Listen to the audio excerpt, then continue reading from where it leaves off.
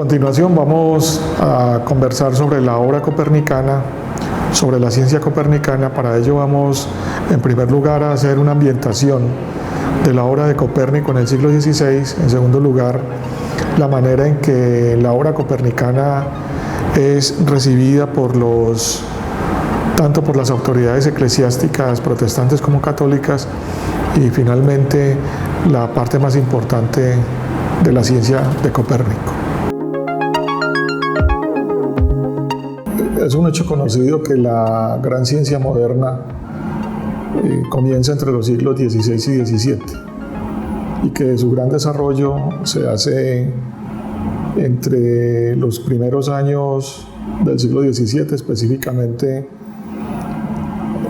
entre la obra de Kepler, Galileo, Descartes e Isaac Newton.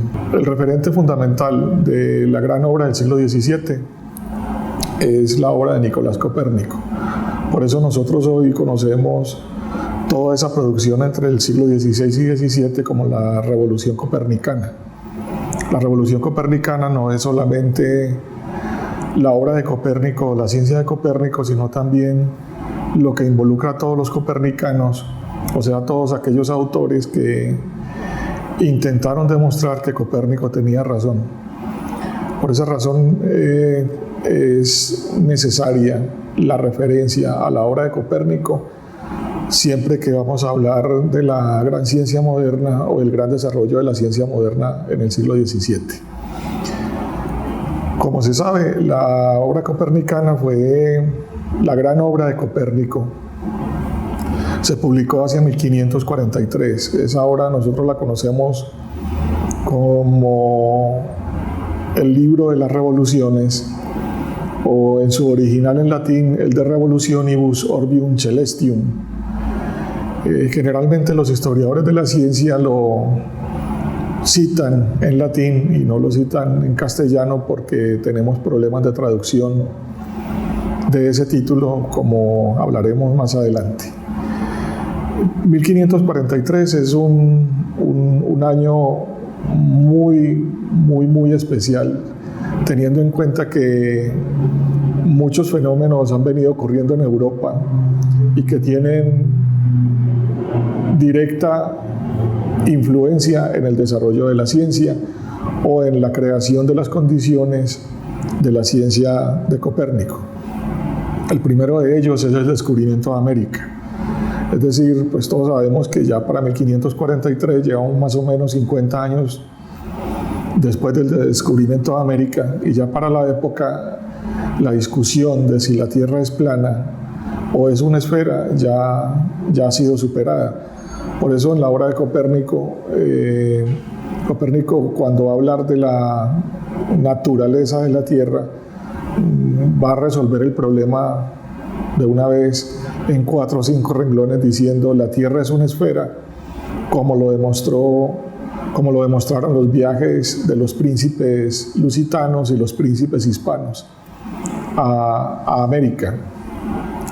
Sin embargo, hay que hacer algunas consideraciones sobre la esfericidad de la Tierra, y es que en general la ciencia había aceptado que la Tierra era esférica. De hecho, los primeros griegos que hicieron consideraciones sobre la naturaleza de la Tierra o sobre la forma de la Tierra, en este caso los pitagóricos afirmaban que la Tierra era esférica, y un pitagórico muy importante, Platón, hizo una reafirmación de la esfericidad de la Tierra, y un estudiante de Platón, Aristóteles, también afirmó la esfericidad de la Tierra. Es decir, que en la ciencia antigua la esfericidad de la Tierra no era un problema fundamental, teniendo en cuenta de que ellos contaban de alguna manera con una demostración de la esfericidad de la Tierra observacional, que tiene que ver con los eclipses totales de luna. En los eclipses totales de luna sabemos que es la Tierra la que se atraviesa entre la luz solar y la luna, y lo que vemos es que la sombra de la Tierra en forma curva empieza a atravesar la luna completamente hasta que la tapa. y solamente tenemos un anillo luminoso, y cuando empieza a pasar completamente, pues también deja entrever una superficie curva. Los antiguos griegos asumieron de que era una demostración de que la superficie de la Tierra era esférica. Además, un matemático griego del siglo II después de Cristo, Eratóstenes de Alejandría, hizo una demostración matemática de la esfericidad de la Tierra. Esa demostración es una demostración corriente, muy conocida en la historia de la ciencia. Eratóstenes, en el solsticio de verano, el 21 de junio, se encontraba en la ciudad de Alejandría, y en Alejandría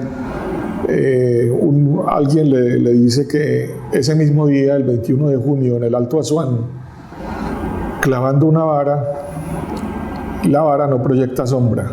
Como Alejandría se encontraba muy al norte de Asuán,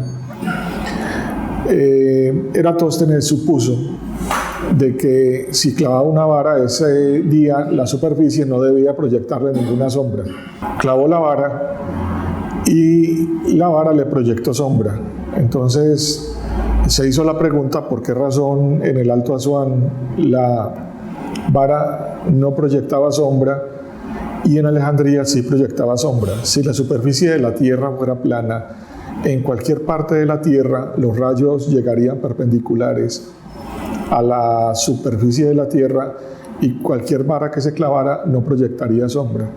Entonces, como le proyectó sombra en Alejandría, entonces llegó a la conclusión de que la superficie de la Tierra era curva.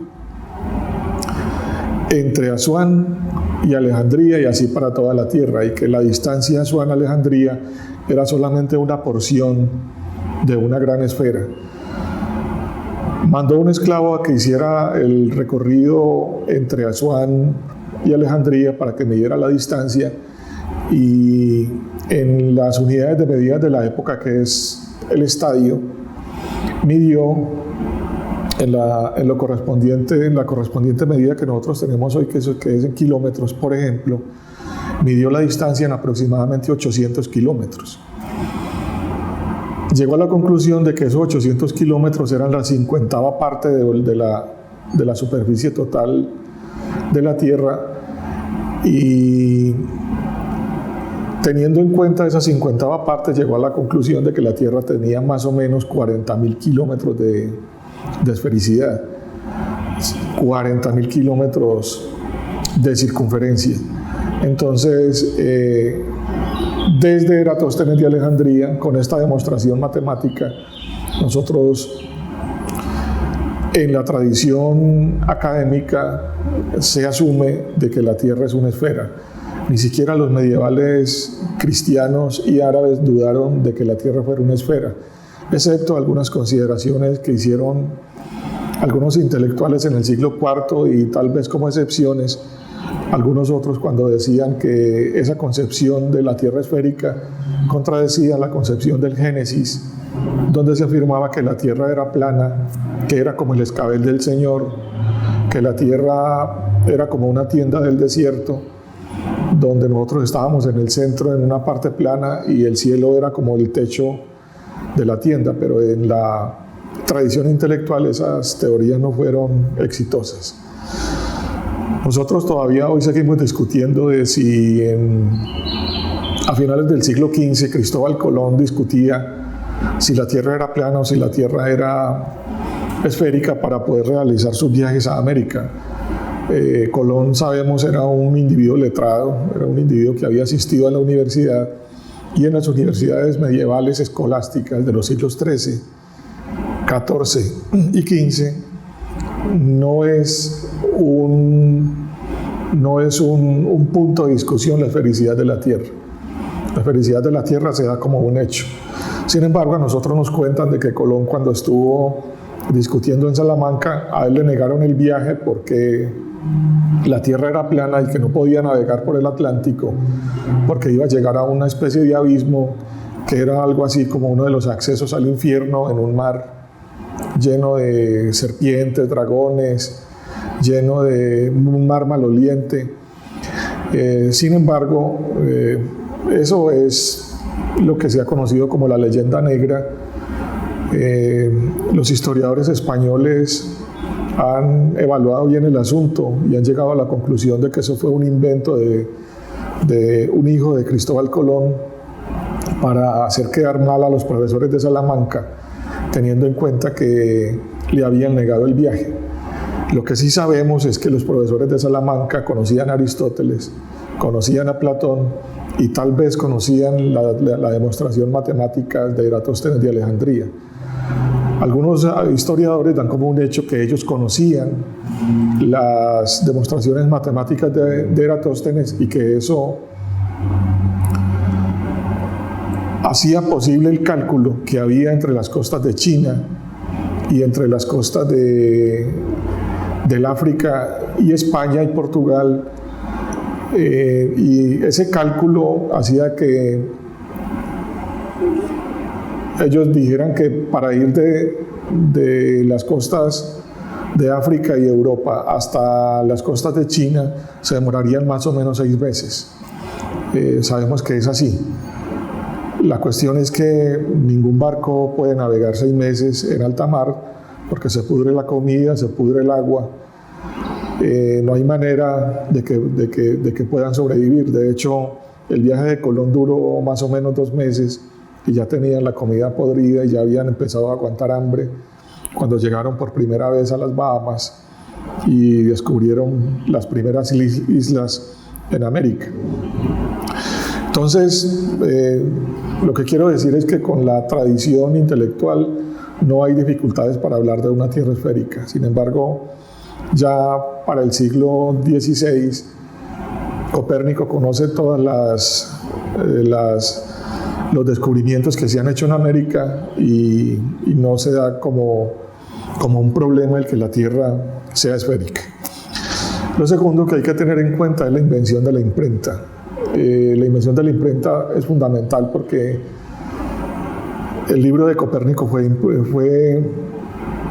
impreso varias veces. Esa impresión del libro copernicano fue fundamental y muy importante en la conservación de la obra de Copérnico, porque la obra copernicana va a sufrir la persecución inicialmente de los protestantes luteranos, los ataques directos de Martín Lutero sobre la obra copernicana. Lutero escribía sobre la obra de Copérnico lo siguiente: este astrónomo advenedizo ha venido a poner patas arriba a la ciencia de la astronomía, cuando dice que la Tierra se mueve alrededor del Sol. Lo que sabemos es que Josué, para ganar la batalla de Jericó, detuvo el Sol. Y si Josué detuvo el Sol se mueve, no la Tierra. El año de la publicación del libro de Copérnico es 1543. 1543 es una época turbulenta en Alemania porque se ha venido instituyendo el protestantismo, sobre todo el protestantismo luterano, desde 1521. Sabemos que el protestantismo se funda entre 1517 y 1521 y que dentro de Alemania comenzarán largas guerras que se van a extender por toda Europa por razones religiosas. Es decir, vamos a tener una Europa dividida completamente por cuestiones religiosas, en una Europa católica, en una Europa protestante, y para 1538 surge un nuevo cristianismo, que es el cristianismo inglés o el anglicanismo, en el momento en que Enrique VIII desconoce la autoridad del papado en Roma, por toda la historia que conocemos pues a propósito de los sucesivos matrimonios y el primer divorcio que quería con su primera esposa, y de esta manera se funda un nuevo cristianismo con un sumo pontífice que va a ser el rey o la reina de Inglaterra y en términos espirituales el arzobispo de Canterbury. Ese nuevo cristianismo, que es el cristianismo anglicano, va a estar más cercano al protestantismo que al catolicismo, teniendo en cuenta además de que hacia el 1054, muchos siglos antes, ya habíamos tenido una división dentro del cristianismo que era el cristianismo ortodoxo oriental con el cristianismo católico y el desconocimiento de los patriarcas orientales, de la autoridad del Papa, y viceversa. La división de Europa por cuestiones religiosas de alguna manera favoreció el desarrollo de la nueva ciencia y favoreció el desarrollo particularmente de la ciencia copernicana, porque no va a haber una autoridad absoluta en Europa que prohíba en algún momento la obra de Copérnico. De manera que si en algún momento la obra de Copérnico va a ser perseguida en algún punto de Europa, pues la obra se va a mover libremente en algunos lugares. Y lo mismo ocurrirá en adelante con los copernicanos, por ejemplo, como Giordano Bruno, como Galileo o como Kepler. Galileo era católico, Kepler protestante. Giordano Bruno tiene problemas con los católicos, escapa a Francia, se protege entre los protestantes franceses, tiene problemas con los franceses protestantes, escapa a Inglaterra y en Inglaterra está protegido por los anglicanos, tiene problemas con los anglicanos y de esa manera escapa otra vez a Venecia, donde finalmente la Inquisición veneciana lo va a meter a prisión para llevarlo posteriormente ante la Inquisición romana y juzgarlo hacia el año 1600. Lo que quiero decir con esto es que esta Europa dividida va a hacer que podamos tener un movimiento muy grande, no solamente de intelectuales, sino también de las obras. Y ya no es de una obra que va a ser copiada aquí o allá, sino son obras que fueron impresas en algún momento y de las cuales vamos a tener muchas copias, teniendo en cuenta, por ejemplo, que Lutero ordenó la quema pública de la obra copernicana. Entonces se hacían fogatas con la obra de Copérnico. No se persiguió a Copérnico precisamente porque murió en el mismo año de la publicación del De Revolutionibus en 1543.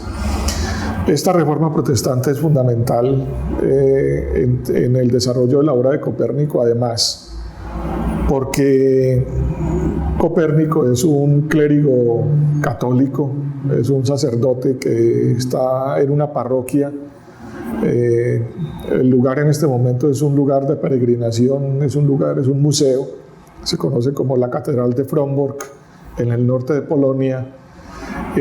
Por los ires y venires de las fronteras, a veces Frombork estaba en Alemania, otras veces en Polonia, por lo que a veces se discute si Copérnico era polaco o era alemán. Para la época no existen los estados modernos, habría que decir más bien que la identidad nacional la da la religión, así que si a él le preguntan qué era, si era polaco o alemán, como dice Arthur Koestler en Los Sonámbulos, habría dicho soy católico, eso es lo que da la identidad. Pero Copérnico es un católico que se encuentra en territorios protestantes, en territorios dominados por los protestantes, y muchos de sus amigos son protestantes. Tanto Andreas Osiander, que será uno de los que vigilan la edición de la obra de Copérnico, como Joachim Rheticus, también otro teólogo protestante, van a ser muy amigos de él, pero la amistad de algunos protestantes viene dada más bien por la situación en la que se encuentran los mismos protestantes, es decir, los protestantes no tienen una autoridad única, sino que las ramificaciones son múltiples y muchas veces la autoridad se pierde entre la feligresía y surge un pequeño grupo que viene de un grupo mayor, y generalmente este tipo de variabilidad de las formas del protestantismo hace que incluso los protestantes sean, muchos de ellos, librepensadores, muy cercanos a la obra de Copérnico y que van a impulsar de una forma importante la producción de la obra.